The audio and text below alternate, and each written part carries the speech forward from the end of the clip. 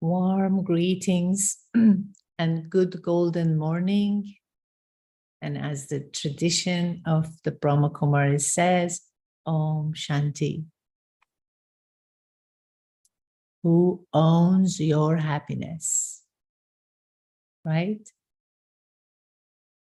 Well, our dear guest this morning, today, on this very crisp, cool Saturday morning is Yogesh Shraddha, who is from Turkey and who has originally been born, in Malawi, Africa, and brought up in England.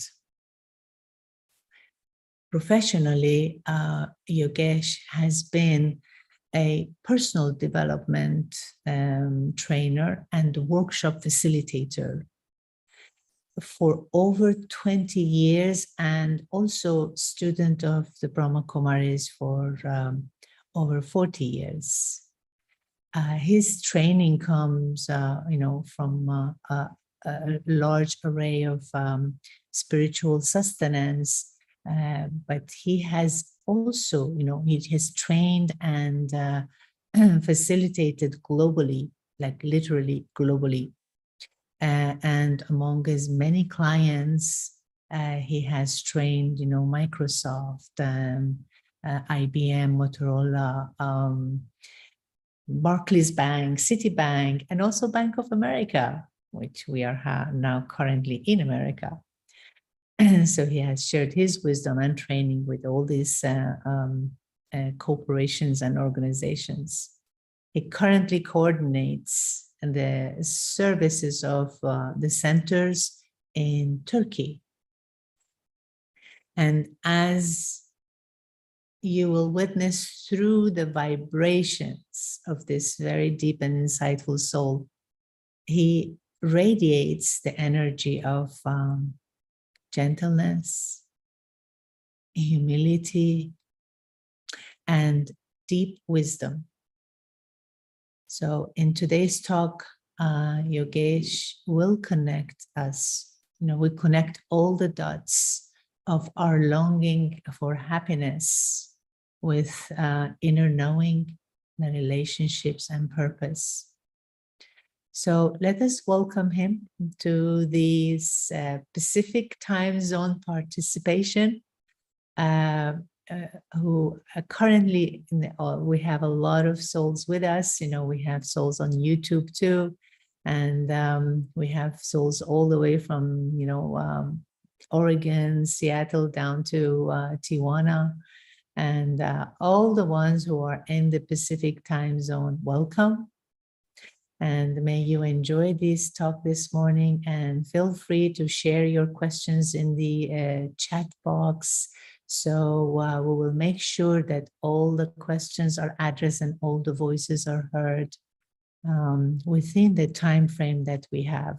And for those of you who wish to listen to this talk in Spanish or in Hindi, we also have the translation available in Zoom in the interpretation option.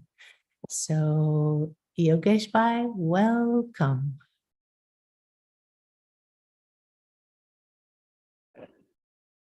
Thank you so much, Elizabeth, Eliza, for a very warm and generous welcome. It's my pleasure, my honor to be amongst you this morning. Over here where I am, it's coming up to late evening, but very glad to share with you a few ideas about this topic, which has always been very close to my heart, and that's about understanding happiness.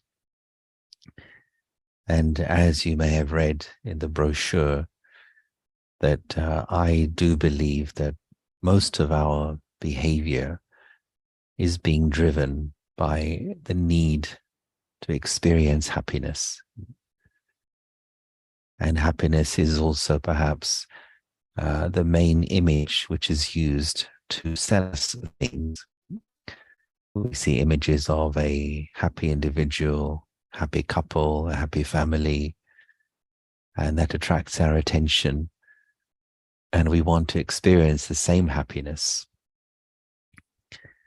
So what I'll be sharing tonight will be partly from my own experiences over my lifetime of spiritual practice, and also some amazing things that I have learned and heard from some really fabulous people, very spiritually mature individuals who have been very true to themselves in putting spirituality into their lives. And one thing I have discovered, and I'm sure many of you have as well, that when you really begin to explore the inner self, then life becomes very interesting. You realize that there is much than what you can see, hear, taste, touch, smell, and so on. And so one of the areas to look at when it comes to owning your happiness and indeed owning your peace of mind is to do with how well I take care of my own mind. Now, think of any machine that you may buy, whether it's a phone, a car, a fridge, but along with that new machine, you also receive a user guide, a user manual. And this tells you how to maintain the machine and how to use it properly. And so the question arises, well, where is the user manual for the mind? How are you supposed to use this thing called mind? And especially within that, how are you supposed to use your thought energy? What is the correct or optimum expenditure of thought power? And why this is important is because your whole life is based upon how you are choosing to spend your thought energy. Life is ultimately a game of thoughts. And when we begin to spend our thought energy better, everything in our life improves. Our personal happiness, our health, our relationships with other people, our productivity in the workplace, and so on. And so exploring and discovering the true self is really the need of the hour, certainly in my understanding. And I love the ancient Greek quote, that the beginning of all wisdom is to know the self.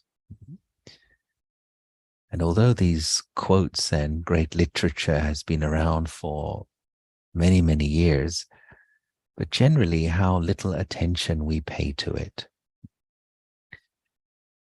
So let's begin exploring some of the areas connected to happiness and how we can move away from some false beliefs that we are carrying about who is responsible for my feelings, and today particularly the feeling of happiness. Now I've found that as I've been passing through life, three main categories of people. And I would say that the first category, maybe the main category of people, are those who are simply in the survival mentality.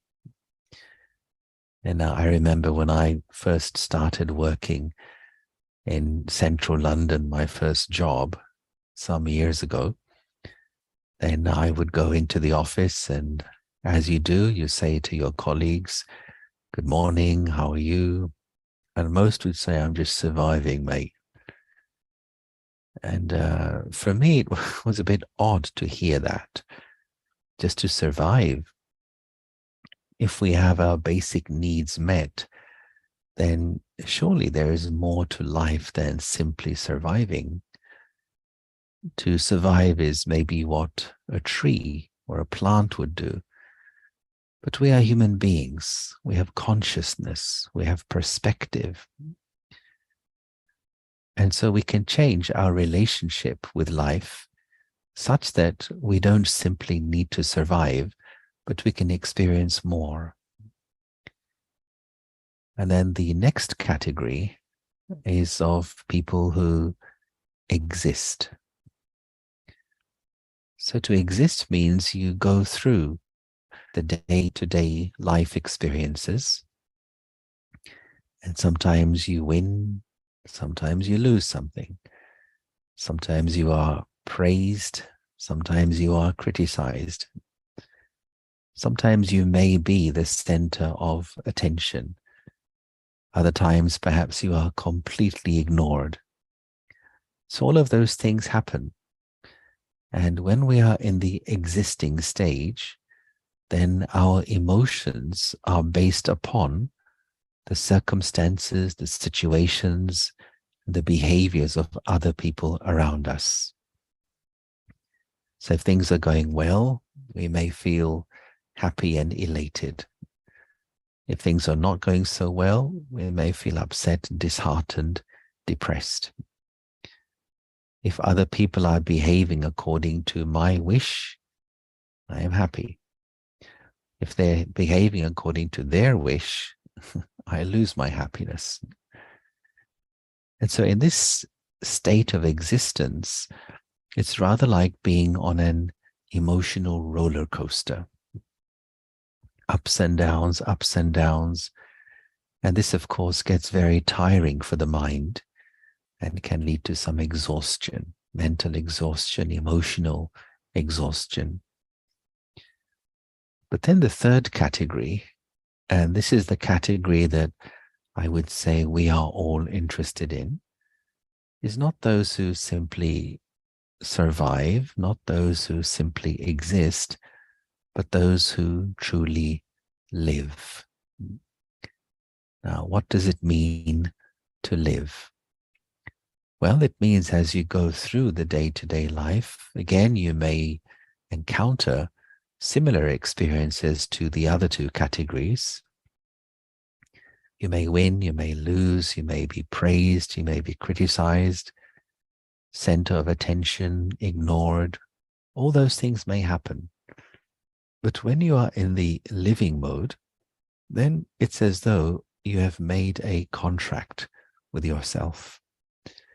You have decided my peace of mind and my happiness is my personal property, non-negotiable, full stop.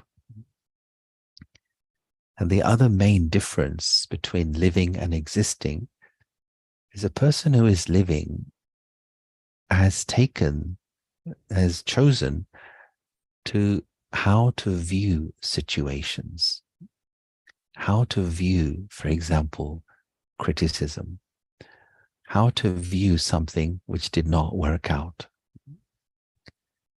And such a person has realized that I may not be able to control what life is bringing to me today, but I can choose, I can control how I wish to receive it. A person who exists pays attention to what life is giving me. And if I don't like it, why is life giving that to me? Life is treating me badly. This person is treating me badly. But one who is living pays less attention to what life is giving to me and more to how I am choosing to receive it. And this makes all the difference in the world. If my mind is consumed by what I do not like about life or about other people, I generate my own stress, I lose my happiness. If instead my mind is concerned with how I wish to receive this, what meaning I wish to give to this, then I grow, I evolve, I mature, and I learn how to own my own happiness. And so this is the importance of this wonderful old phrase, and those of you who understand Hindi will know, Jaisi aapki drishti, vaisi aapki srishti, which means as is your vision, so is your world. And so a person who is living has learned and is experimenting with upgrading their vision towards life. And that person will also indeed be able to use adversity in order to grow, to mature, and become stronger. And personally, I cannot stress this enough, how important it is to choose to select my vision towards situations, circumstances, and people who may not necessarily be to my liking, who may not be the way that I would prefer. And it's the game changer when I choose to focus on how I wish to see the situation. Let's begin to explore further, and there are 4 or maybe 5 things that we can touch on tonight. Let's first look at what it is that is influencing our emotions and what we can do to move away from negative emotions and instead learn to be more content and to own our own happiness. I'd like to share a few slides with you to help me illustrate some of these points here. So let's now come to the first one. Okay, so hoping you can see this. So there are 3 things here, as you can see on the screen. The first one is to do with events taking place.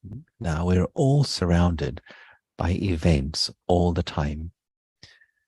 And an event could be something happening right in front of you in your home. An event could be something happening at work or something you see in the street. An event could be what we see on the world news.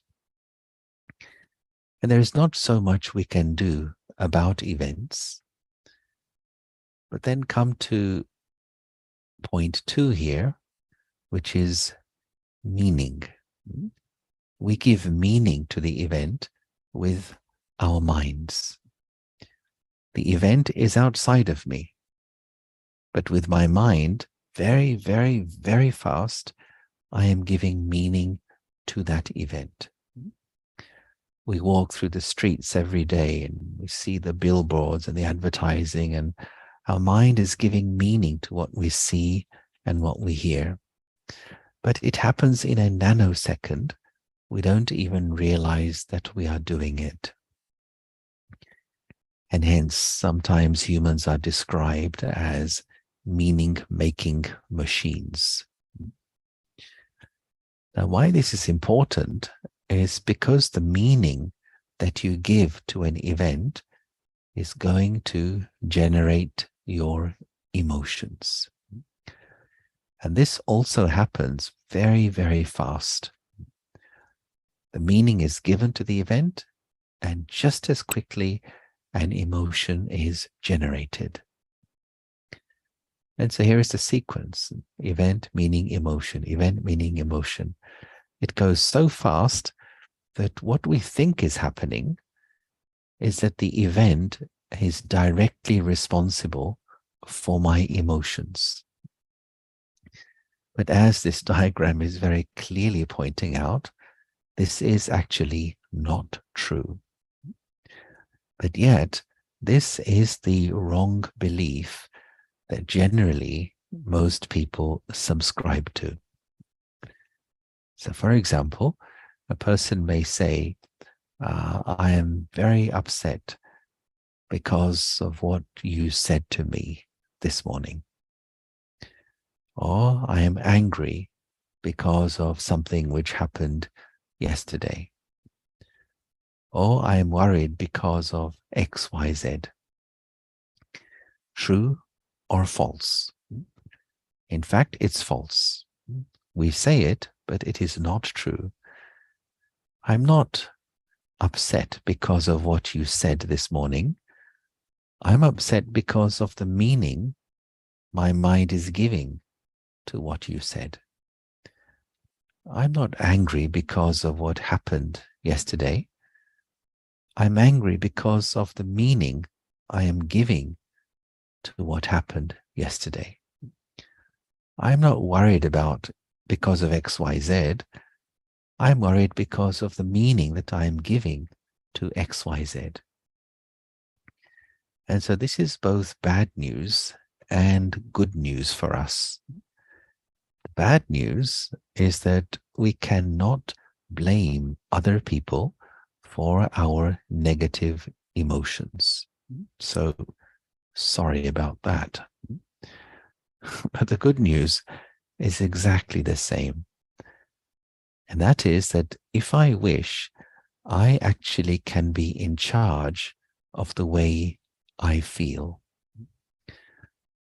And what we need to do in order to be able to be in charge is, in fact, to look at meaning.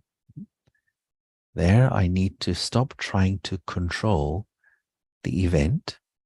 And again, an event could just be a comment somebody made towards you, or an expression on somebody's face that you don't like, or the tone of voice in which a particular individual spoke to you.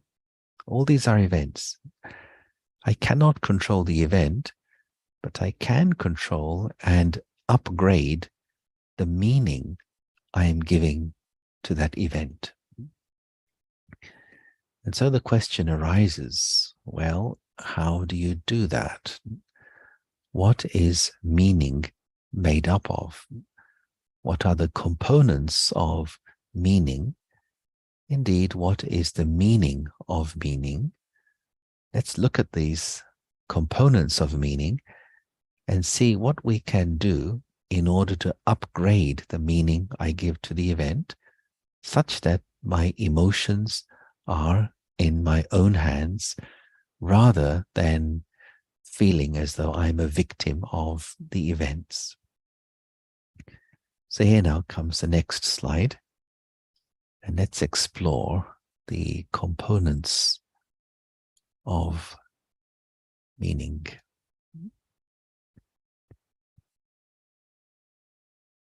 So 3 things there. As you can see, there is our perception, there is our perspective, and there is context. And perhaps we'll just touch on one of them. And that is, let's look at perspective. And literally, it's to do with the angle from which I am seeing something. And so the question arises, can I raise my perspective of events such that my emotions are in my own hands? And so how do you do that? Well, here is a spectrum of perspective which can just make us aware that we do actually have choice over the way that we wish to see events, people, circumstances, situations. So as you can see, we have this vertical line here, which is the spectrum of perspective. And at the top, the perspective is, let's call it high or open. At the bottom, perspective is low or it's closed. And on the right-hand side, we have an eye. So this really is like the eye of your mind, let's say that. The way that your mind is seeing situations. And on the left, we have some situation, some scenario in your life which maybe is not the way you would like it to be. It could be some situation at work. It could be a particular person in your life. Their behavior is not the way you want it to be. Could even be health issues or financial issues. Anything which you feel is maybe difficult for you and causing you some kind of difficulty or anxiety. So when our perspective is low, then we see that situation or that person as a problem. We label that situation or a person as a problem. Now, if you see something or someone as a problem, then how might you feel? You may feel worried, you may feel anxious, you may feel angry, you may feel upset. And of course, if you allow these emotions to persist, then they will affect your health, your sleep, your eating, and so on. But you can ask yourself that, what if I choose to see this situation or this person not as a problem, but rather as an obstacle? What's the difference between a problem and an obstacle? Now, when you see something as a problem, you focus on the thing or the person, and you feel that is determining the way you're experiencing life.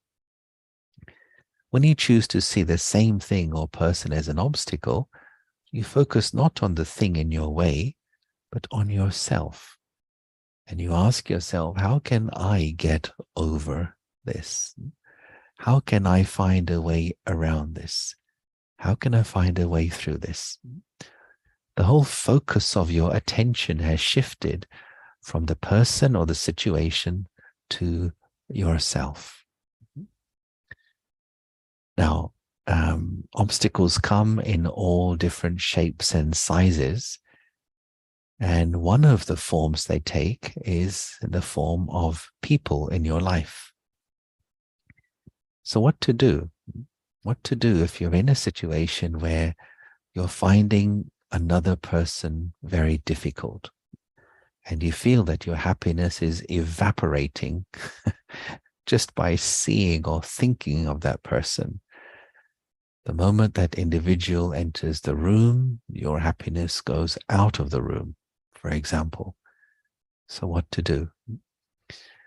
Now, do you have at least one difficult person in your life? If I ask for a raise of hands, I think we'd all say, yes, I have one. And it's almost as though, that person is your chief button pusher.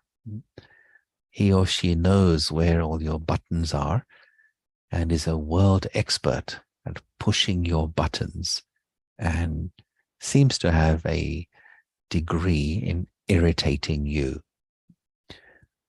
And what to do? How can we stop someone from pushing our buttons and causing us to feel irritated, annoyed, or angry? Well, what usually happens when somebody pushes our buttons is, we look for theirs to push back. So that person pushes my button, I push theirs, they push mine, I push theirs. And so we end up in a button pushing contest, which is the slippery slope towards insanity. But yeah, this is what happens in many relationships and also in high levels of leadership in the world. Now think of the example of entering a lift. And if you press the button and nothing happens, what might you do? You may push all the buttons and still it doesn't move. And so that lift, or I think elevator, as you may call it, it's giving you the message that we're not going anywhere. And therefore you come out and you take the stairs instead. In much the same way, if I learn to develop greater stability if I learn to own my peace and happiness, if I learn to not react, then this is going to send a non-verbal message to the other person. Non-verbal message. And that message is, you can no longer upset me. You can no longer make me angry. You can no longer rob from me my happiness. And this will have the effect upon the other person. They will change their behavior towards you. The only real way to handle such a situation is I deactivate my own buttons. And so this highlights a very important spiritual principle in relationships. And it is this, that do not ask for respect, but rather work on increasing your self-respect. The more your self-respect increases, the more naturally, without asking, respect comes to you. If your self-respect is low, you may demand respect, but you won't get real respect, or you may get artificial and temporary respect. So what does it mean to raise my self-respect? It means this: I remind myself in any situation, no matter what happens, my peace of mind, my happiness are my personal property. I choose to respect my own inner treasures. I choose to respect these original divine traits within me. And this will create greater emotional stability. And just see the effect it has upon the people around you. Now, it is sometimes said that life is a school, which is a great metaphor. If life is a school, then who are we? We are the students. If life is a school and we are students, then who are the teachers? The teachers especially are the difficult people in your life. And what is there to learn in the school of life? I believe the highest of all learning, the highest study, is the study and the research of virtue. So in a particular relationship, for example, I need to develop my patience. With some other person, I need to work on tolerance. In another scenario, I need to develop greater courage. Somewhere else, I am in need of practicing forgiveness. If my focus is upon developing virtue within myself, I'm learning, I'm growing, I'm evolving. The next time a similar situation or person comes in front of me, I will sail through that situation and it won't cause me any angst at all. So here's a little trick or little game you can play, is that think of the person that you find difficult, and just as though in your mind, right on the forehead of that person, here is my teacher, my trainer. Here is my, for example, my tolerance trainer. You know, like, for example, people who go to the gym may have a personal fitness trainer to develop certain muscle groups. In the same way, there are certain individuals in your life who you find difficult, and why I find that person difficult is because I am lacking a particular virtue. So in my mind, let me see that individual as my personal tolerance trainer. Here comes somebody else. She's my patience teacher. That other individual is my, for example, my humility trainer.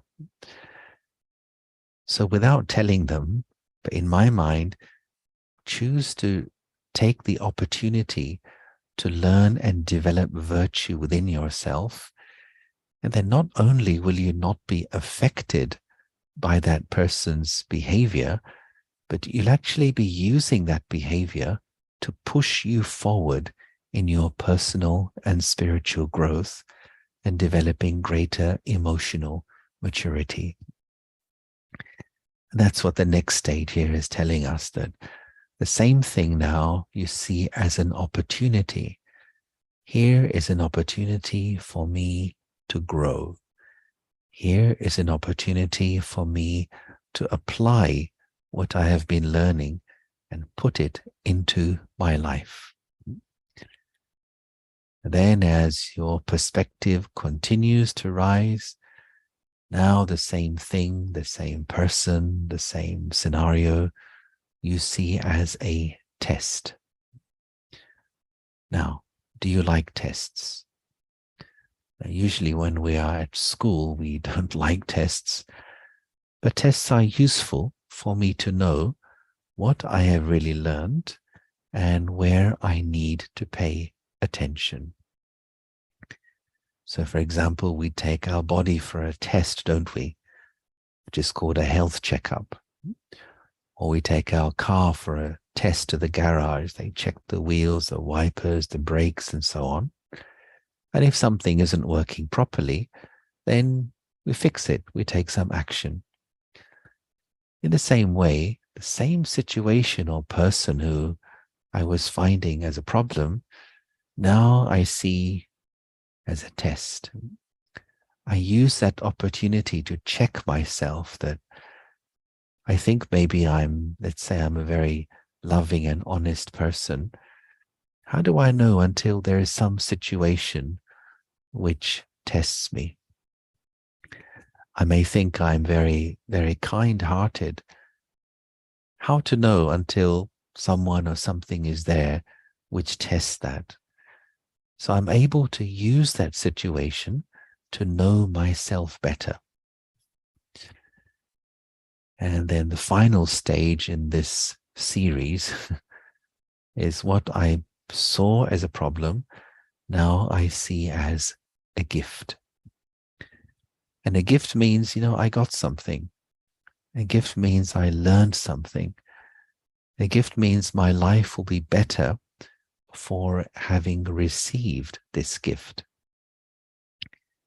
And some gifts come to you very beautifully wrapped with nice gold paper, perhaps, and a red ribbon, very attractive.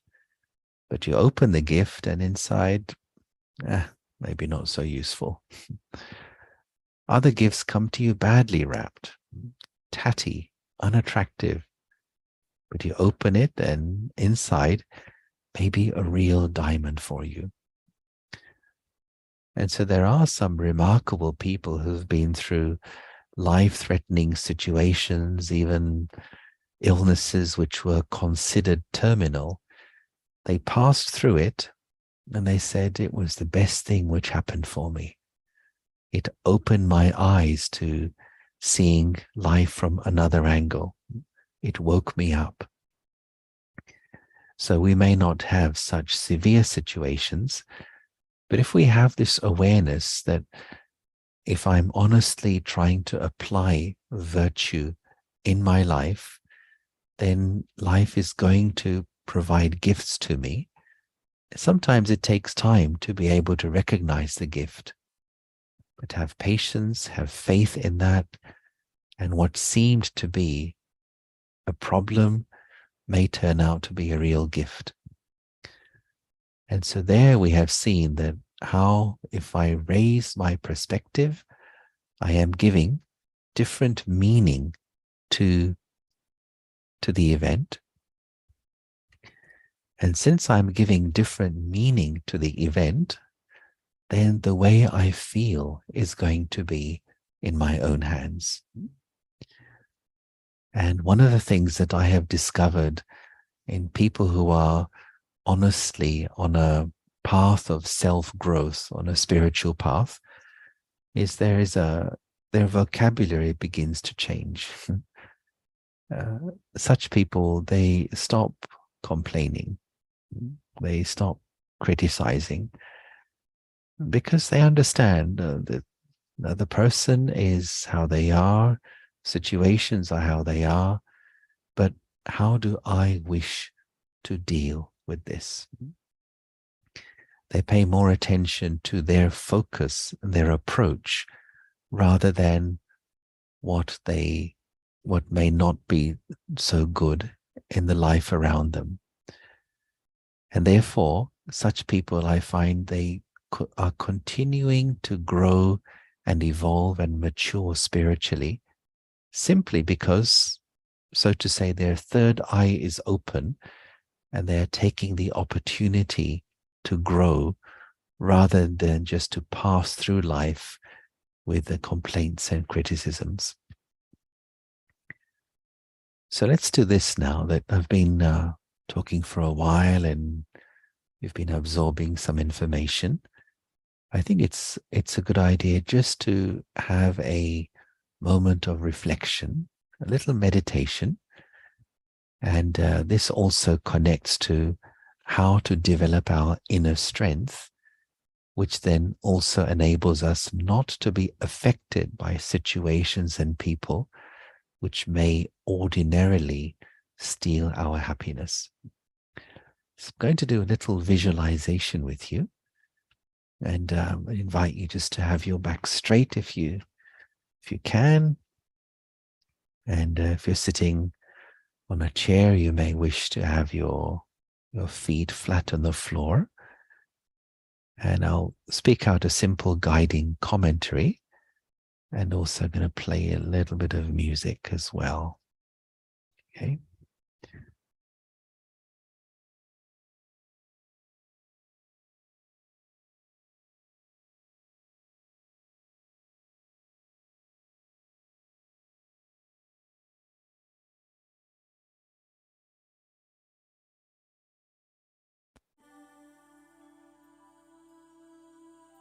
So if you wish, you can have your eyes closed or half open. And this is a simple visualization about going to that place of stillness and peace within yourself.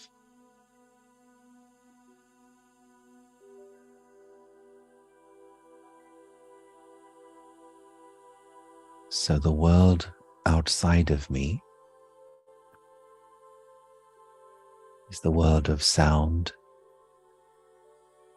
the world of action and doing.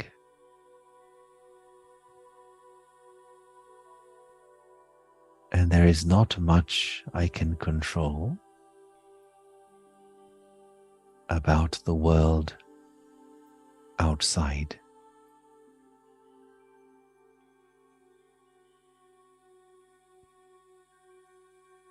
But there is also a world inside me.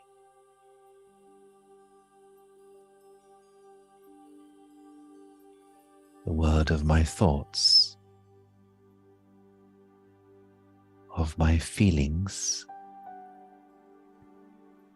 and my experiences.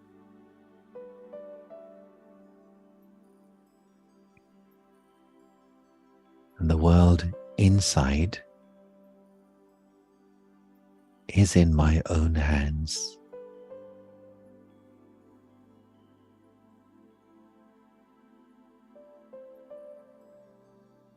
And so let me take a few moments to be in that place of calmness and peace in my inner world.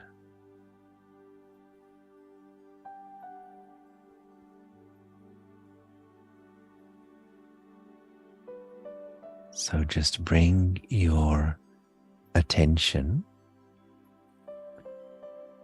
up towards your face.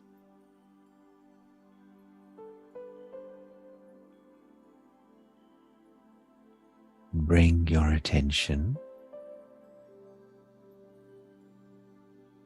to the center of your forehead.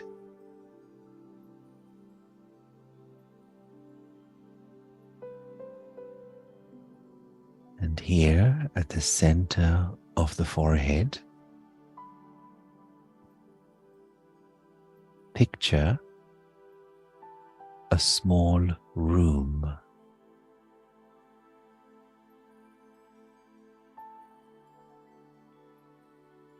And this tiny room in the center of your forehead is your quiet room of peace.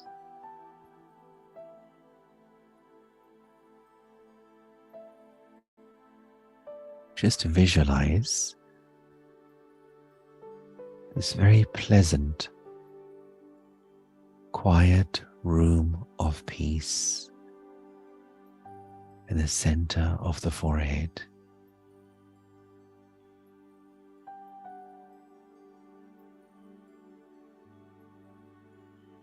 This is your private and personal space.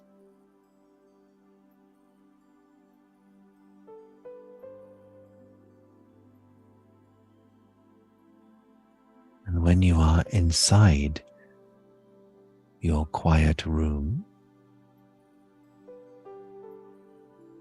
you feel very relaxed.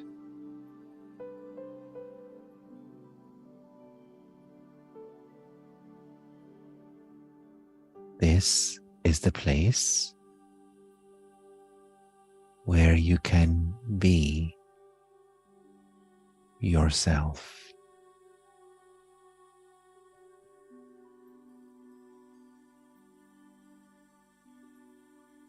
Inside your quiet room, you are safe. You are secure.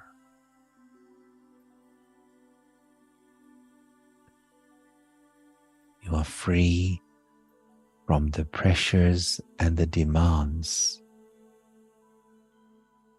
of the outside world.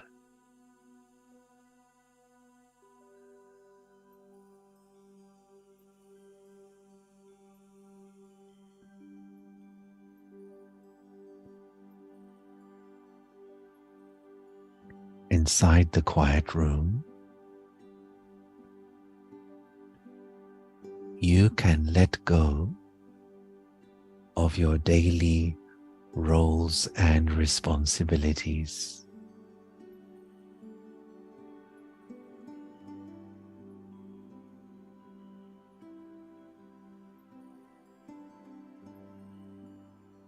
Feel the peace and the wonderful silence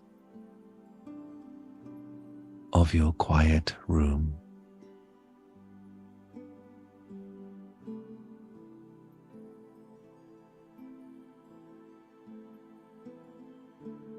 And just allow your mind to absorb the tranquility and the serenity of your quiet room.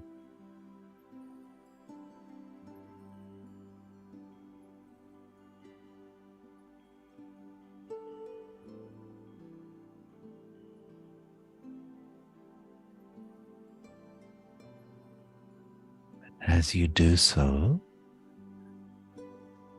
the thoughts begin to slow down.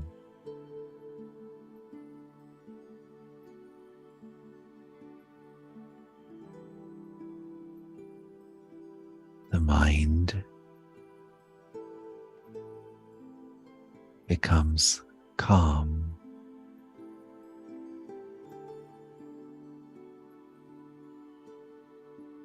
Still.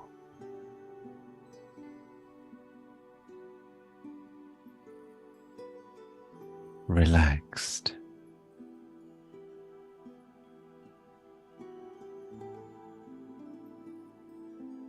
peaceful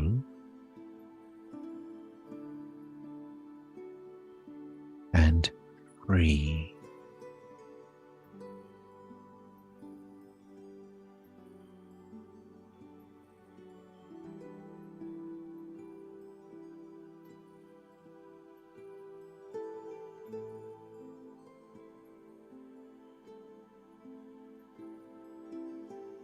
Just be with this feeling of peace in your mind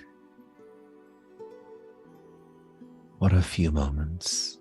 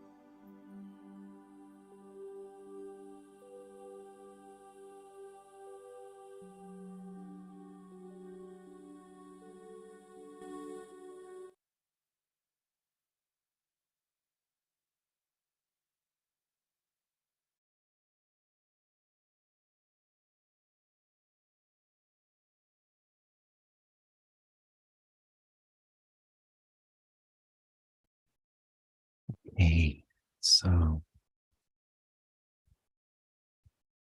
hoping you feel more still inside, more peaceful, more stable. And if you do, then this is second suggestion for owning your happiness, is to build into your day moments of silence. Why? Because when our mind is strong, then we have greater immunity, emotional immunity, to not be so affected by situations, people, circumstances.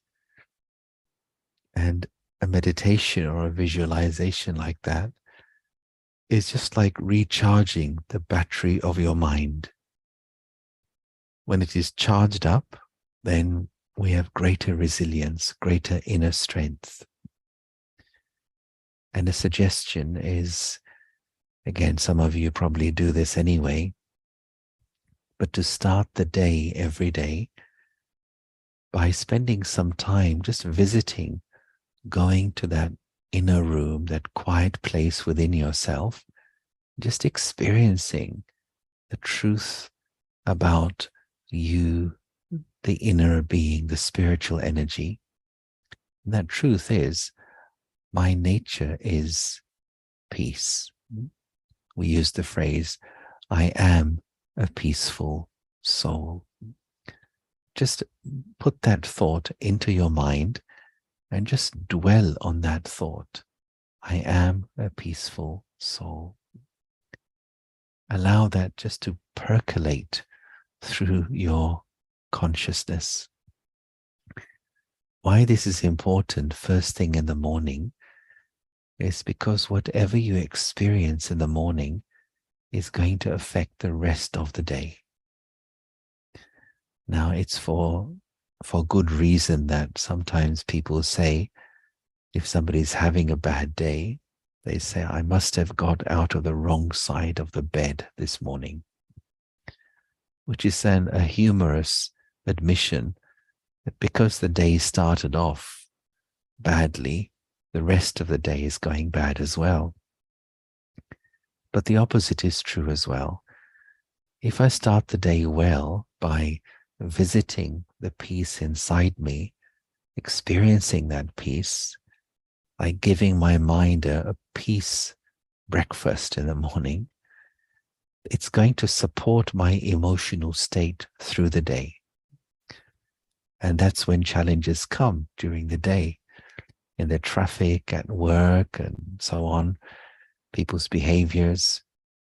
if I've filled myself up with this peace experience first thing in the morning, a peace meal, then when the challenges come from the outside, I am already prepared to not be influenced and to own my peace of mind and also my happiness. So before we engage with the world when we wake up, first let me engage with my inner self.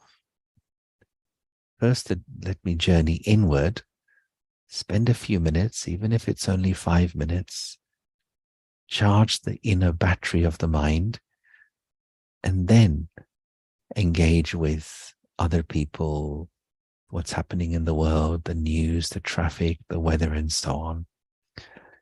And I feel, especially in these days, in these times we're passing through, there's nothing more important than charging your inner battery in order to keep your peace of mind and your happiness intact. Just want to show you a little formula here, and let me see if I can do this.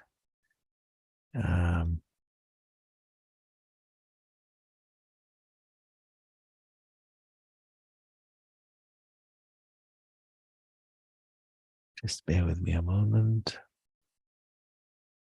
It's about where our inner strength, what our inner strength is connected to. We may call it our resilience, our inner resilience. Well, this formula you can apply to anything. The result of anything is connected to the effort you make, but also divided by the waste you're also producing.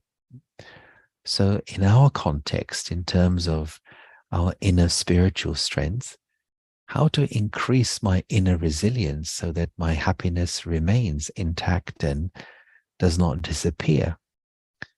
One thing is effort. So, for example, making this effort to start every day with a little bit of meditation. And then another effort is, as you go through the day, doing something which we describe as traffic control for the mind.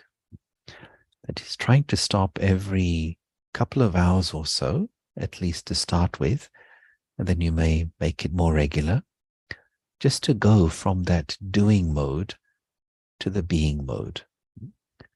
Just withdraw from the world of action and doing and running around, just to come back to that quiet room and slow down the traffic of your thoughts. When traffic is moving too fast, it's possible for there to be accidents. When my thoughts are racing, what I must do tomorrow, what happened yesterday, I must do this, must do that, the other, why didn't he do this, why didn't she say that? When our thoughts are going in all kinds of directions, then we're wasting so much of our energy. And therefore, what happens is then there are accidents. Accidents means misunderstandings, getting upset, getting angry, coming into arguments, and so on.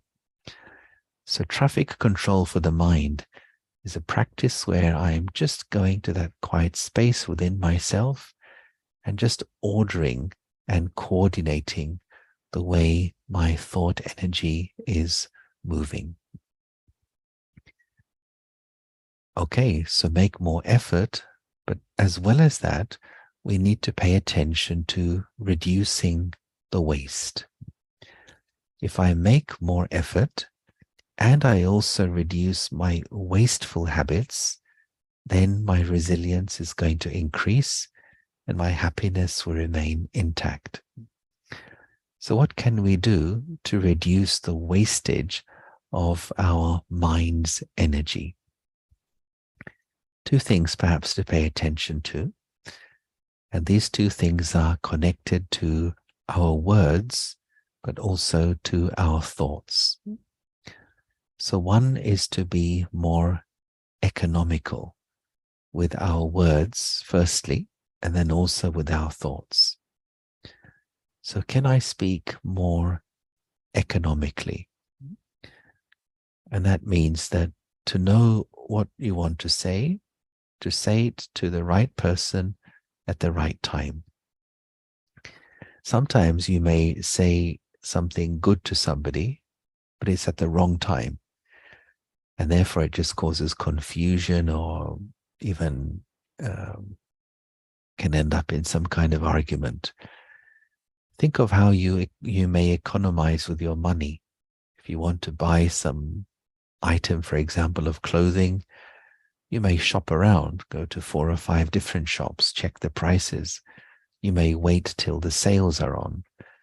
So too, being economical with my words, to choose when is the right moment to say something and to which person, so that it has the desired effect and there is a healthy communication. Secondly, being economical, but also being essenseful. Can I speak more essensefully? Experiment. Instead of using 50 words to say something to someone, can I say the same thing in perhaps 30 words? And therefore, I would be saving the energy of 20 words. What happens through this is the energy that you save by not over speaking, that energy is going to accumulate in your mind as something we call as the power of silence. And as that silent energy accumulates in your mind, it's going to be useful to you in different areas of your life and give you strength where before you lacked strength. So for example, a situation which you always found difficult to handle, now you find you have greater strength to tolerate. A situation which you felt you were a failure or you were defeated, now you have the willpower to pass through it, or the willpower to give up something which previously you thought you could not give up. A situation in which you used to get nervous or anxious, now you find you have the strength to be able to pass through it confidently, calmly, peacefully. So where are all these new abilities coming from? It's the result of the energy you are saving by not over speaking. You're saving that energy, it accumulates in your mind, and then it's useful to you in other areas of your life. This is something all of us can do straight away, practicing to be more essenseful and more economical with our words. And then we upgrade this to the level of our thoughts. And this is really where the life of a meditator is concerned, what is concerned with. Now, I find there are 2 categories of people in this area. There are people who meditate, and there are meditators. Now, what's the difference between these two? Many people meditate in the world as a way to de-stress, to calm down, to handle the difficulties and the challenges of life, to relax. And that can be fine for some people, that can be enough. But to be a meditator means it's a lifestyle. And that means as you go through day-to-day life, one part of you is naturally aware, naturally vigilant, and checking to see, how am I spending my thought power? Am I overthinking? Am I wasting this precious, precious fuel of thought energy? And it's rather like an athlete. Think of an athlete who wishes to win the gold medal in the races. So for her or for him, eating healthy is a lifestyle. Such a person will naturally be aware, what I eat, when I eat, how much I eat. Why? Because for an athlete, to maintain optimum weight is essential. In much the same way, a meditator is like a mental athlete. As we pass through the day, we are engaged in our daily activities, our responsibilities, we're participating, we're contributing to life. But one part of me is aware, how am I spending my thought energy? And if you find that you're overthinking something, wastefully thinking, unnecessary thinking, then you catch yourself and you change that. You change the useless thinking into useful, meaningful, constructive thinking. And as a result, you check and change, and therefore you are saving your mental energy. And the result, your resilience improves. The things which you found caused you unhappiness, robbed you of your happiness, are now no longer able to do that. So let me just check in here. I could go on all night, but I'm thinking maybe that may be enough for one morning for you. Is Lisa there? Just check in with Lisa. Is there anything you need to say, or should I go on for a few minutes longer? So Yogesh Bhai, just we Yeah. can see if the family has any questions. Does Okay. anyone have any questions? Either you can unmute and share, or you can type it in the chat box.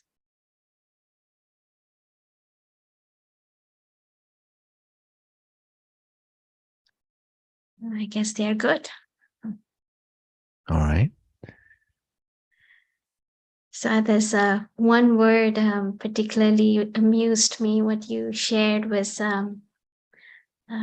being a button pusher expert. That's an amusing word to hear. So I'm sure, I don't think we want to make anyone such an expert in our life, and we don't want to be an expert in someone else's life also.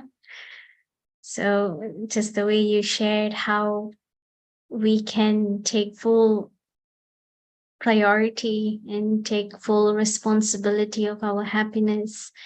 I think it's also saying that we don't also take away someone else's happiness, right, brother? We are not a button push in someone else's life also. Exactly. It goes both Yeah. ways. Yeah, and then and karmically speaking, if I do take the initiative to share and spread happiness with others, my own happiness is going to grow as well.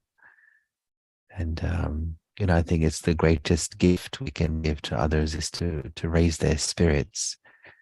And sometimes it's even just with a smile or a positive attitude, which can just change somebody's mood. Yeah.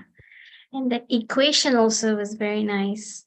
Well, how do we know that we are actually becoming more resilient, becoming more powerful?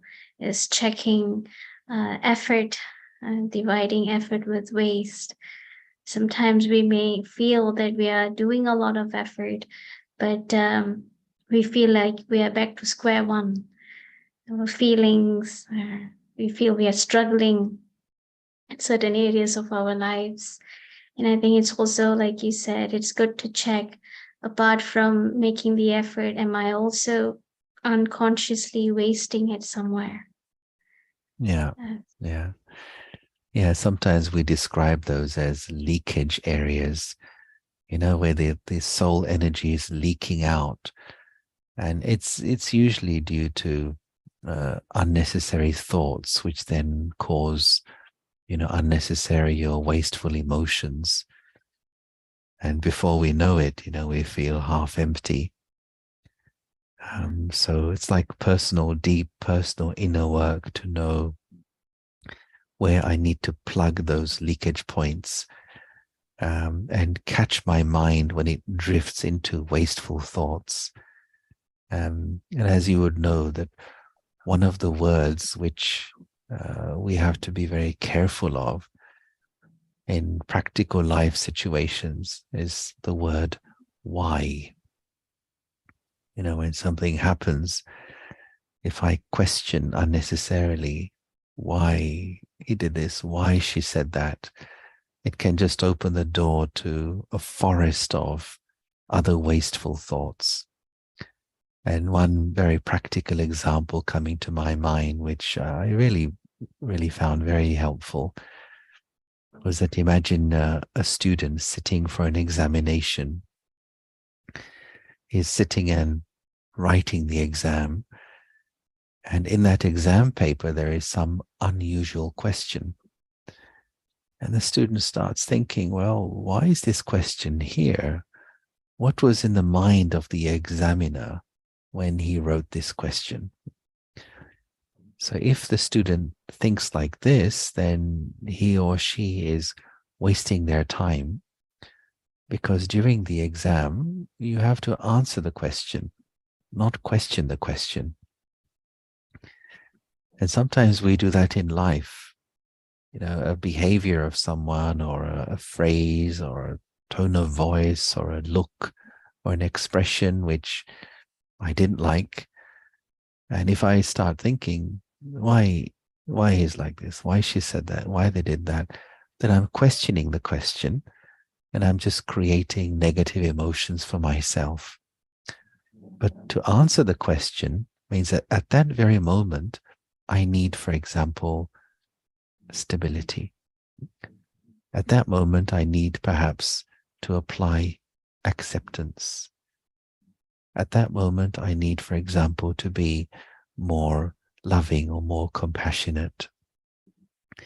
So I find that, in relationships, which are, tricky areas, that if my focus is on locating, identifying, and applying the appropriate virtue in a situation, then it stops the mind from going into wasteful thinking. And hence we just save our energy, which then makes us stronger and more resilient.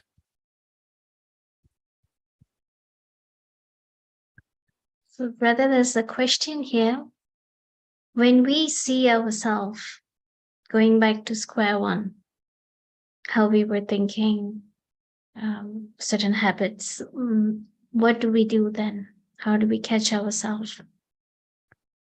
So when we go back to square one, what to do? Yeah. Well, the thing is, you may think you're at square one, but maybe you're not. And not to dwell in a feeling of failure, not to feel despondent or disheartened that doesn't work for me, I can't do it, I'm back to where I started. But always to ask myself, okay, this situation happened, or it happened again. What can I learn from this? So three steps have been useful for me. One is always to identify what is the lesson for me here, and even write it down. What can I learn from this situation which I will do differently next time? And then forget the situation. Do not keep thinking about it over and over again. Thirdly, move on, carrying the lesson, carrying the learning with me. Forget the situation, but carry the lesson into tomorrow and continue to revise it. If we make ourselves aware of the lesson that the situation taught me, then it'll also enable me to be more determined to apply that lesson into my practical life. And so therefore I can change anything negative into positive if I'm ready to take the learning potential from it and apply it in my life and just keep moving ahead without remembering the so-called failure again and again.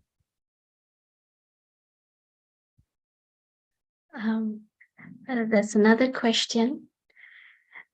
Even though, if let's say, I am a meditator, I do meditation every day, but what prevents me from feeling happy?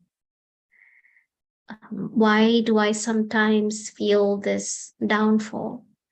What is the reason? Is it something, maybe an information that I'm watching or hearing, or company that I'm keeping? What is the reason that I'm not able to maintain that stability? Yeah, it could be various things. There are two main things in Raj Yoga, which are really the basis of everything.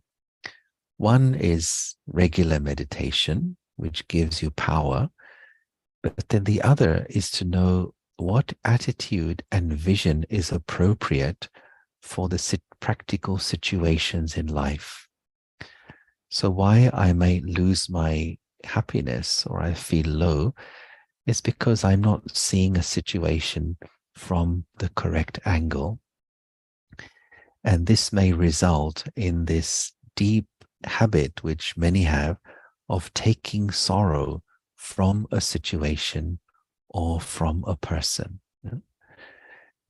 And for this, we have this phrase, which is one of our slogans: don't give sorrow, but also don't take sorrow.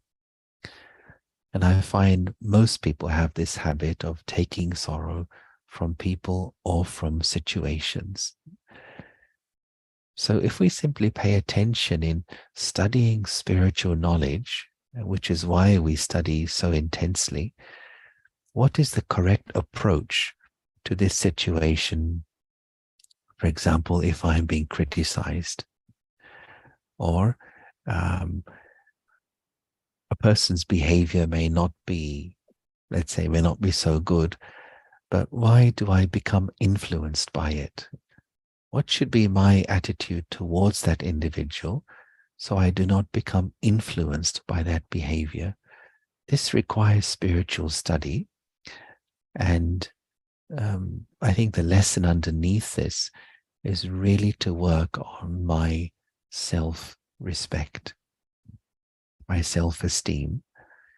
And no matter who says what, no matter what happens, but I'm going to keep my peace of mind and my happiness intact. If you can move through any situation with your self-respect intact, that is called victory. That's called success. Now questions are pouring in. There's two questions we have. I think we can make these as the last. So these last two questions will be, what if you do your best, but you mess up anyway? What advice can you give to someone who wants to repair the damage that they have created? And then the last question is, should I tell you the other one too? I think I can see it. This? How to avoid taking sorrows. Yes. Yeah. Your Okay, close let's look ones at are in trouble. Yeah. what to do if you do your best but mess up anyway. What advice can you give to someone who wants to repair the damage? Well, again, you do your best, and I have found that if I do my best and I mess up anyway, then if I'm really doing my best with an honest and authentic motive, I will become stronger and more capable next time.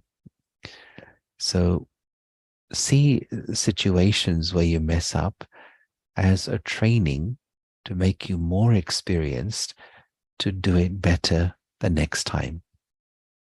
And in this way, we continue to progress and improve ourselves if we learn even from what we consider to be our failures or messing up, also I have found that if I'm doing it with a clean heart, a clean motive, then help comes from upstairs and also from around.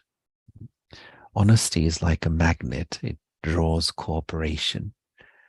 Nobody expects anyone to be perfect straight away. We may mess up and fail several times, but important to keep going with humility and with the attitude of learning and growing. And yes, repairing the damage. Let me see, what exactly was the question? What advice can you give to someone who wants to repair damage? Go ahead and do that.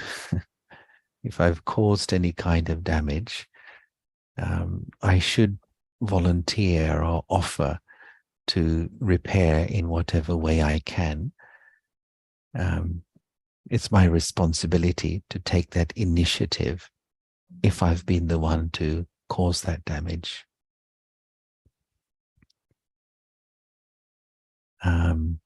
What's the other one? How to avoid taking sorrows when your close ones are in trouble and you feel sad for them. Yeah, it's an important question and a sensitive issue as well. But what's really important here is really to have a greater understanding of the whole of life. In fact, just today I was talking to somebody who's in a similar situation with a close relative of theirs. It's important to understand why things happen, why people go through situations. If we simply see the now as the entire reality, our vision of life is very limited. And then our emotions and negative emotions can be triggered. But if we understand life in a more unlimited perspective, and here I mean by really understanding life is a theater performance, and there are laws and principles and mechanisms by which things happen. And one of those is what we call as the law of action and reaction, cause and effect, choice and consequence, also known as the law of karma. It's very important to understand how this philosophy works for two things. One is to have proper perspective of a situation and therefore not take sorrow from it. But secondly, to also know what is the appropriate, meaningful, helpful, and constructive action I can take to really help someone to come out of their difficult situation. If I may, let me just end off with a little analogy, which maybe is useful here. It's about the three kinds of hearts that you can have. In fact, the first two types not to have, but the third type is the one to go for. And this situation relates to these three hearts. First kind of heart to not have is a soft heart. A soft-hearted person is too fragile and gets emotional very easily.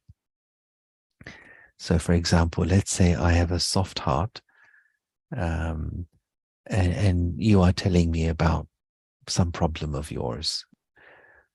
As a soft-hearted person, I will feel worse than you, although you are the one who has the problem. I'll be so fragile, so upset, so emotional, just by hearing about your problem. And therefore, I cannot really help you because my emotions will cloud my thinking. Second type of heart to not have is a hard heart. So a hard-hearted person, you feel as though they just don't care. You speak to them, you talk to them about your problem, your issue. It's like talking to a brick wall. Oh, it's rather like having a conversation with a fridge. You get a blast of cold air and a strange mechanical sound. So you feel this person is just not interested, not listening to my issue at all.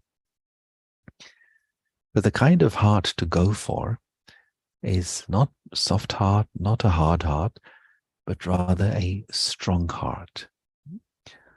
So a strong-hearted person is present, is listening to you, is understanding, is connecting with you, but she or he is not just absorbing your pain and sorrow, is able to make you feel good at that moment, but also can give you some real constructive help, which will enable you to change your situation.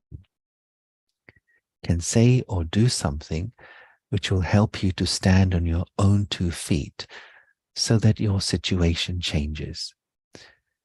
And a person with a strong heart is spiritually very mature and very balanced. And I myself and Renu Ben, I'm sure yourself too, we've met many great senior yogis who have demonstrated to us this perfect balance of being very loving, but also very detached in relationships. And it enables you to grow and be stronger. And I think that's real spirituality in friendships and relationships, is when we have a strong heart, then we enable someone to feel good, but also we enable them to stand on their own 2 feet and become strong themselves as well. Thank you, brother. Thank you for answering everyone's questions. And from the feedbacks that we are receiving, everyone enjoyed. It was a very excellent session, useful session. That's why even before this workshop, we informed all the students that Yogesh Bhai is very entertaining and very practical. It's been my honor to be with you. Thank you so much.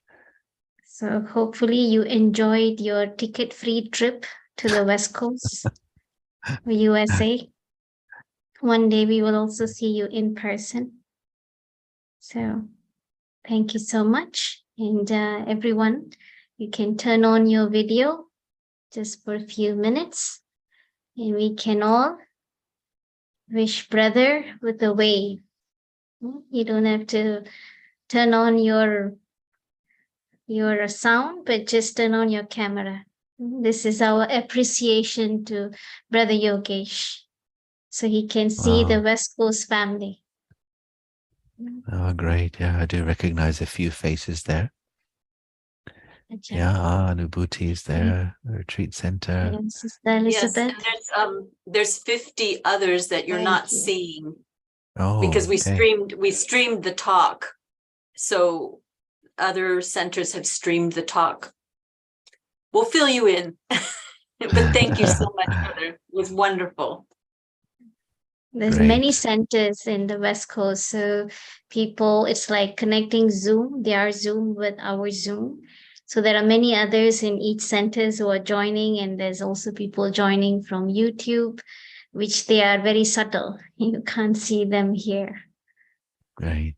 Yeah. Lovely. Lots of love and greetings to everyone. Thank you. So, and those who won the recording, I think some of you have requested. It is being live streamed in YouTube, so it will stay there in YouTube. The link is in the chat box, so you can definitely check this video again once this workshop finishes. Thank you. Okay. Om Shanti. Om Shanti. Good Om night Shanti. from Thank you. Istanbul.